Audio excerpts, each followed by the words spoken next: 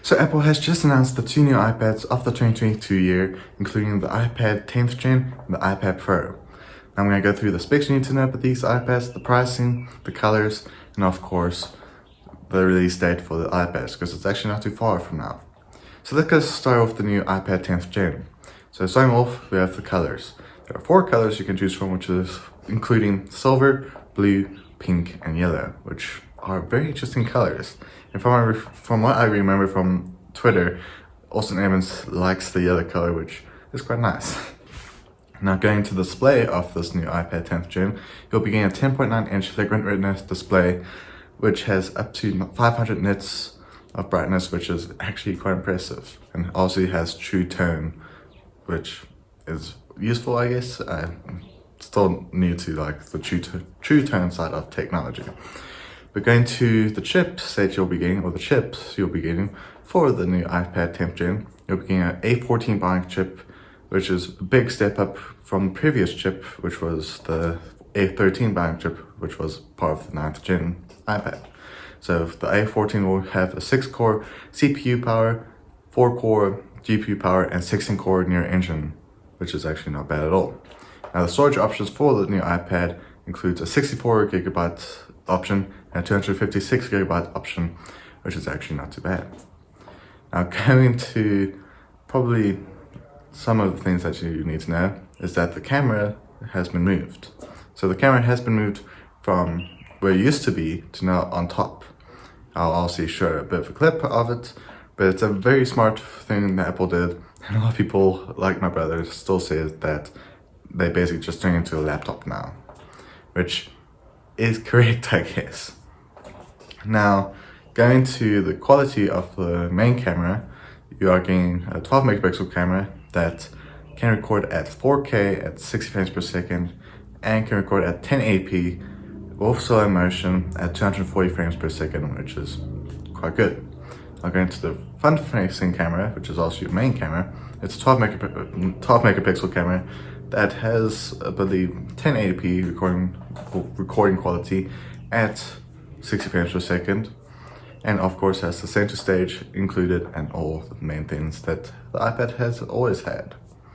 Now going to the pricing for the new iPad 10th Gen, you're looking at paying about $499, and could be more depending on the options you go for. Now the release date for this new iPad is on the 26th of October, so it's not too far from now, so you can probably get it soon, but you can pre-order it right now. Now going to the iPad Pro, there's a lot of new things with the new iPad Pro. So obviously you have the 11-inch option and the 12.9-inch option, both available in only 2 colors, which is silver and space gray.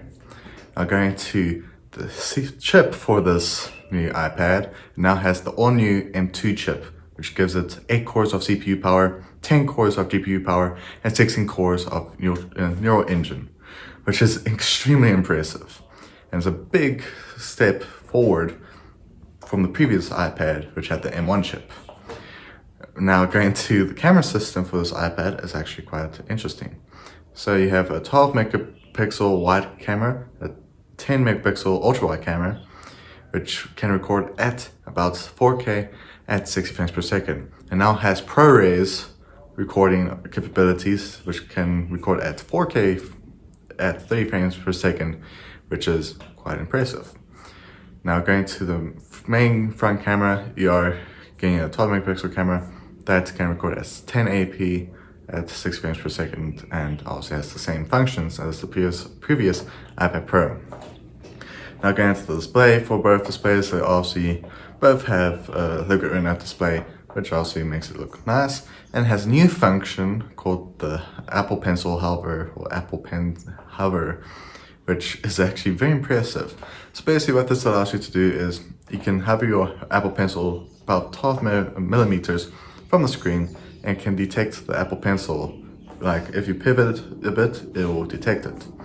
And basically this will be useful for people that use Procreate or anything with design, because it gives you like a bit of a highlight before you actually do a little stroke on your art piece. And obviously if you are someone that is an artist, it's a bit of a pain to obviously not have the right pencil size. So with that in mind, it will help you just to fine-tune the pencil size before you actually draw. But going to probably the most interesting thing about the thing is, well, the iPad Pros is also the storage, which goes from 128 gigabytes to about 2 terabytes of storage, which is a very big, I'll say. Now going to the pricing of the new iPad, and my voice is cracked, you are expecting to pay about $799 for the new iPad Pro 11-inch model, and for the 12.9-inch model, you'll be paying about $1,099, which is quite expensive.